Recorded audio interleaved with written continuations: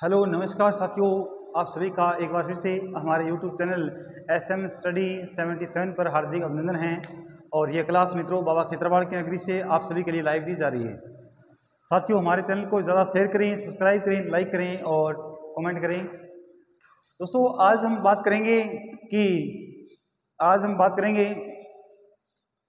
RPSC पर बात करने जा रहे हैं कि RPSC राज्य लोक सेवा आयोग एक किस प्रकार की संस्था है। दोस्तों, RPSC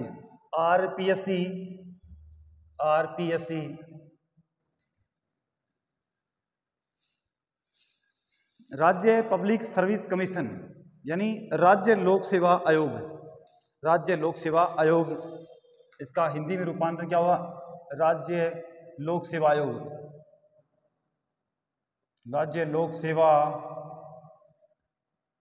आयोग। दोस्तों, मैं एक आर्टिकल की पहले आपसे चर्चा करूंगा। आर्टिकल नंबर 315 की मैं चर्चा करूंगा कि 315 नंबर जो अनुच्छेद है वो हमें क्या बोलता है। देखिएगा, अनुच्छेद नंबर 315, अनुच्छेद नंबर साथियों ने आर्टिकल नंबर 315 की परिभाषा क्या कहती है कि देश में एक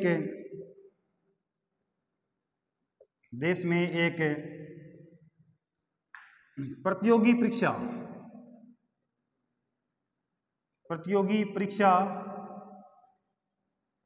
परीक्षा करवाने वाली संस्था होगी।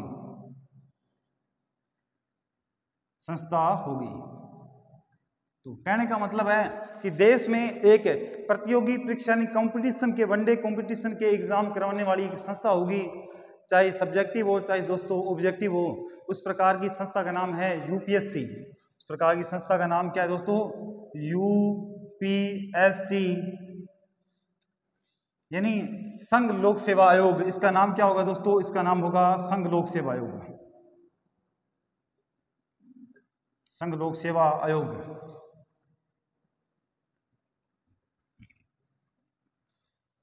दोस्तों, आर्टिकल नंबर 315 में परिभाषा दी गई है कि देश में एक ऐसी संस्था होगी जो समय पर प्रतियोगी परीक्षाओं का कार्य, शेड्यूल, साक्षात्कार जो भी होते हैं, विज्ञापन जारी करना, वो कार्य करेगी। यानी जैसे अपने IAS के एग्जाम होते हैं दोस्तों, वो UPSC लेवल के एग्जाम होते हैं, वो UPSC नामक संस्था करवाती है।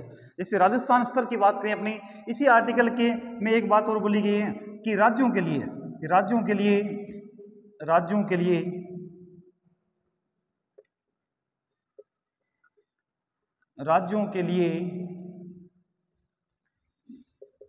एक संस्था होगी, इसका नाम क्या होगा? RPSC यानी राज्य लोक सेवा आयोग नामक एक संस्था होगी।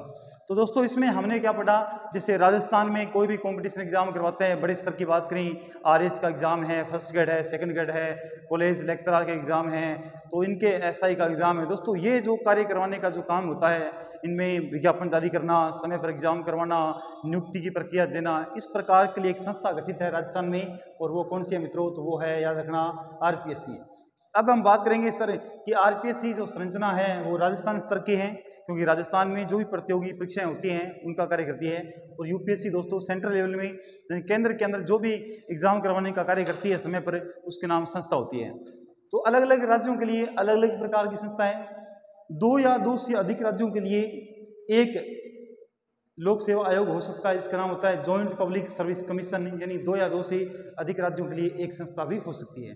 इस बात का भी आर्टिकल में उल्लेख किया गया है। अगर हम एग्जाम्पल लें, मैं राजस्थान का आपको एग्जाम्पल देता हूं सर। राजस्थान की अपने RPSC की बात करते हैं। राजस्थान जैसे राज्य लोक सेवा आयोग हमारी एक संस्था है प्रतियोगी परीक्षा करवाने वाली, जिसका नाम क्या है मित्रों? RPSC एक राजस्थान में एक संस्था है जो प्रतियोगी परीक्षाएं करवाती है।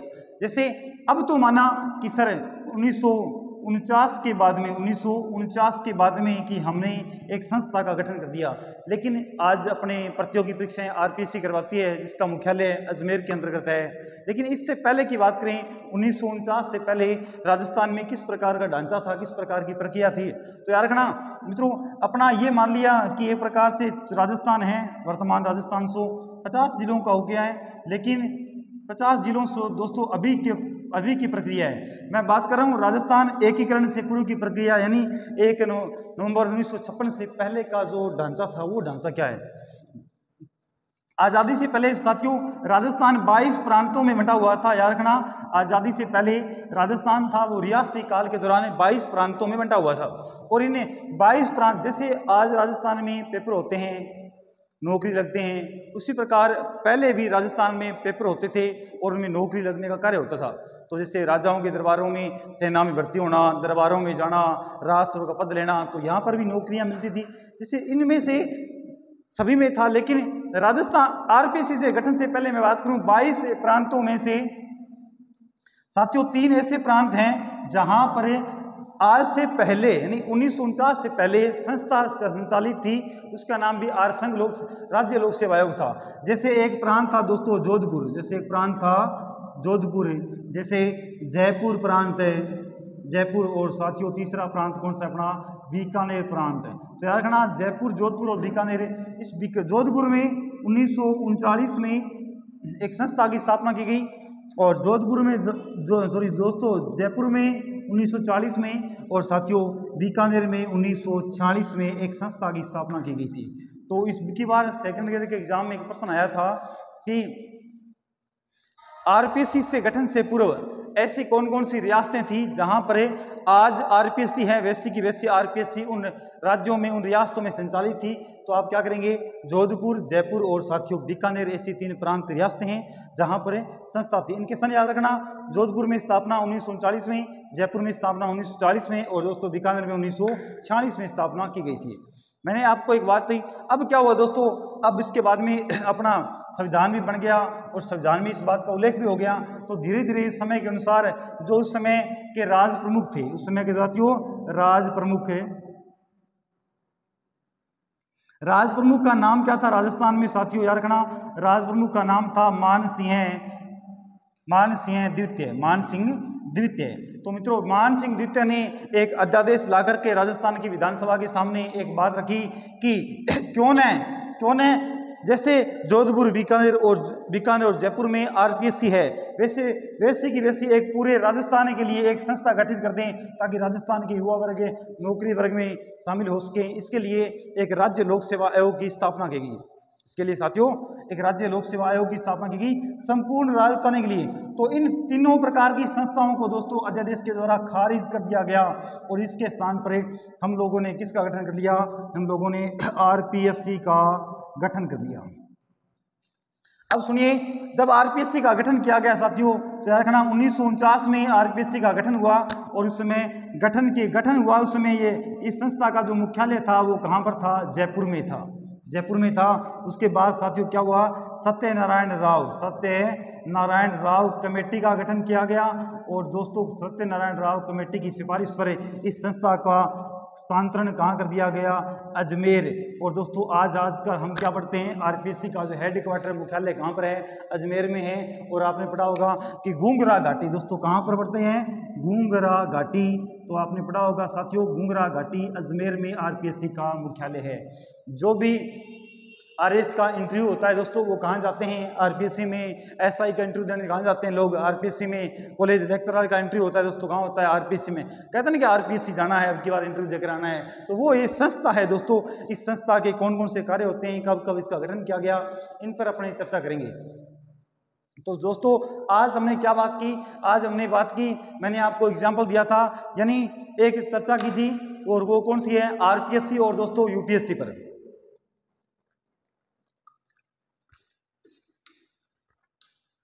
तो देखिए आर्टिकल नंबर 315 क्या कहता है दोस्तों, 315 कहता है कि देश में प्रतियोगी परीक्षाएं करवाने के लिए एक संस्था होगी और उस संस्था का नाम क्या होगा, यूपीएससी होगा, यानी संघ लोक सेवा आयोग होगा।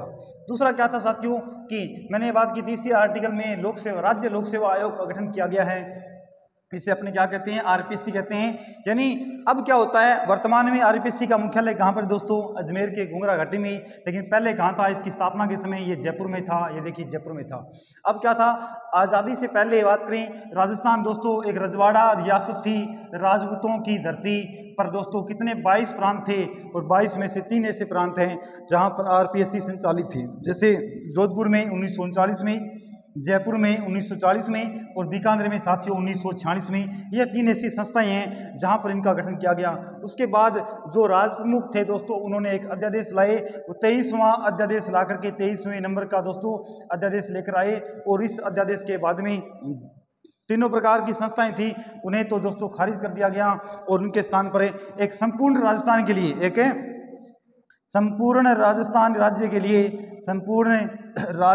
के लिए एक संस्था की स्थापना कर दी और उसका नाम था आरपीएससी।